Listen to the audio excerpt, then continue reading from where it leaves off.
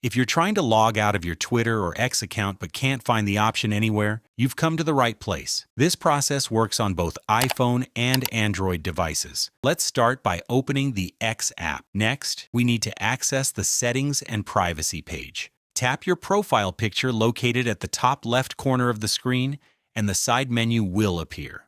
Scroll down until you find Settings and Privacy. For me, it's at the bottom, then tap on it. You may notice that the Log Out or Sign Out option isn't on the main page. But don't worry, just tap on your account, which should be the first option at the top, then select Account Information. Here you'll see your phone number, email address, username, and other account details. But hidden in this menu is the Log Out button.